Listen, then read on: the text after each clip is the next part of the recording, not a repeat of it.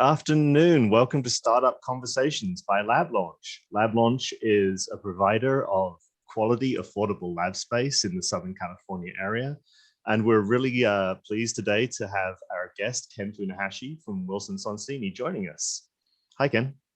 Hi, good afternoon. Good to have you with us. So if we can just kick off, if you could just tell us a little bit about yourself and what you do at your firm. Certainly, I'm a partner at Wilson Sonsini's Los Angeles office. Wilson Sonsini is a law firm based in Silicon Valley, but with offices nationwide, including Los Angeles. And we essentially help entrepreneurs with all legal matters as they grow from incorporation to their first round of financing to ultimately to their IPO and M&A. We've been very lucky to work with some very visionary entrepreneurs and investors, ranging from taking Apple public back in the 80s to working on Illumina to more recently taking Dropbox, Box, Lyft, and DoorDash public. And so we're honored to be part of this webinar today, and happy to address any questions. I personally have practiced in Southern California for over 2 decades, representing startups in life sciences and tech. Awesome, thank you. And if anyone who's watching live has any questions, please feel free to drop them in the chat. And if we have time, we'll be happy to try and get to those. So Ken, kind of to start this off, one of the most common questions that we come across from people who are thinking about starting up a biotech business is really step one. How do I incorporate my business in the first place? How do I even form a company? And obviously there's like many things, there's an alphabet soup out there of entities, from limited liability companies to S Corps and C Corps. So how does a new entrepreneur decide about the best way to start their business, and what are the fundamental differences between these common business forms? That's a great question, and I'll frame it in this particular context. Most of the companies that we work with are either on track to raise venture financing or have a desire to raise institutional financing at some point. And by and large, the default entity and the default form of entity that is established for those founders who wish to raise venture or institutional capital at some point is a Delaware C corporation. And the reason for that is multifold. Number one is Delaware is a state where investors are very familiar with their laws. Number two is that many of the public companies that exist on the exchanges today are Delaware corporations. And then number three, a C corporation, in part because of an exemption under current tax law, which provides for certain carve-outs from federal taxation for tech companies or life sciences companies that form as a C corporation and for whom the shareholders hold the shares for more than 5 years. And so this confers a pretty large, substantial federal tax exclusion, and that perpetuates the use of a Delaware C corporation. Now, for those founders who are not looking to raise outside capital, or maybe want to consider having another entity that has more of a partnership type structure than a C corporation, the limited liability company is a very popular mechanism as well. And they're not mutually exclusive in the sense of a company's timeline, because one could establish as a limited liability company, whether California, Delaware, or wherever the state in which the business is located, and then convert into a Delaware C corporation at the point in time where an institutional investor puts forth a term sheet to invest in the company and requests that founder convert from an LLC to a Corp.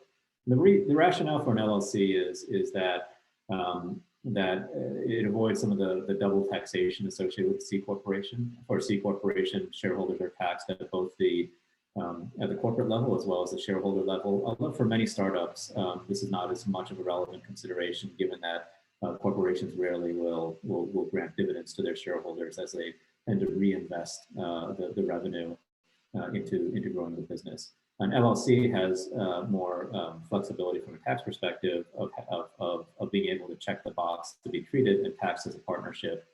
But by and large, for venture track companies or for companies that are looking to scale quickly and raise outside capital, a Delaware C Corp tends to be the default. Thanks. It's a really complicated subject and a really succinct and clear answer.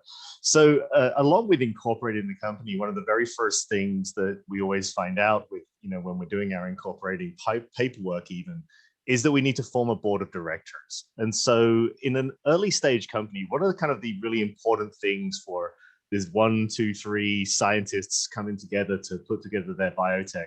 What's really important for them to consider when they consider about the board of directors and the leadership roles of the company? That's a very good question, and it's the composition of the board of directors, particularly when founders are starting their first or sometimes even second company. The initial board of directors tend to be the founders, and specifically the scientific founders, and so a board, just by way of background, for a corporation must have a board of directors. That board can vary from one individual to on average 5 to 7, particularly for venture track companies. And at the inception, it's not atypical to have a board of 3, for example. Generally speaking, most boards are comprised of an odd number of individuals. The rationale being is that to avoid a scenario where there's a deadlock, where there's a 2-2 vote or a 3-3 vote on a particular material matter brought to the board. And so as a result, when kind of establishing the initial board of directors of a corporation, the shareholders pick the board. And for the vast majority of startups, those initial shareholders are the founders or the scientific founders of the company, so they'll tend to appoint themselves to the board. As the company starts to grow and attract outside capital, and this can range even at the angel stage, but more typically at the institutional raise, whether it's a Series C to Series A or thereafter. At that point in time, the investors who will take or request a portion of the company's ownership will also ask to be on the board of directors. And those investor directors can serve many objectives for the company, and the first of which is to be a sounding board for companies. Oftentimes, these investor directors have represented multiple companies who have gone through similar life cycle changes. In addition, those investor directors can be helpful in terms of facilitating introductions to key contacts, whether they're strategic or investment or otherwise. And so, as the company starts to grow, the founder directors, which generally constitute the core of the initial board of directors, start to expand to include representatives that have invested into the company. And then, as the company further grows, a decision can be made as to appointing independent directors. Now, these are directors that neither are significant shareholders or founders, nor have they or their firms invested capital into the company. The rationale with the independent directors is to provide a sense of balance and to provide more of a sounding board, amongst the interested parties who sit on the board of directors. And those independents can be identified, through a variety of factors. The first of which are, domain expertise relative to that particular startup's growth cycle and industry expertise. The second of which can be, independent. So, for example, as the company starts to get into later stage and starts to ramp to go public, there are requirements that a certain number of directors of a public company board be independent. So that's when you start to see additional members of who are independent directors on the board of directors. But there's no magic formula. Again, this is all kind of within the lens of a company that is on a track towards raising institutional capital. We've seen some closely held LLCs or closely held corporations and LLCs who decide to adopt a board of managers or a board of directors, keep it very close, just amongst the initial founder pool or amongst the initial shareholders, as the case may be. And by way of background, for a corporation, the shareholders appoint the board, and the board on an annual basis. And so every year there's an election by the shareholders of who those board members will be, unless the collective shareholders or majority of the shareholders determine that they want to have kind of contractual board appointment rights. Now, that's not unusual in the context of investors who will negotiate what are called voting rights or voting agreements to have one of their individuals be appointed or have a seat reserved for the board of directors. That composition of the board can be driven either just by a standard vote of the shareholders, or it can be modified by by contract. Really interesting. And so another thing that I think most people who are unfamiliar with biotech companies find kind of surprising is that a lot of biotech companies have two boards. They have this corporate board that we've been discussing, but they also have a scientific board of advisors. And often we see even some pretty early stage companies with these two boards. So could you kind of explain from the legal perspective, like what the difference between the board of directors and the scientific advisory board is, and how should companies think about appointing individuals to one or other? Great question. So particularly for life sciences companies, it's not atypical to have, as you mentioned, two different boards. Now, the duties and responsibilities of those two boards can be quite different. And so what we were referring to earlier is a board of directors that is required by a corporation. And a corporation must have a board of directors. Material decisions of the corporation go up to the board. The officers report to the board.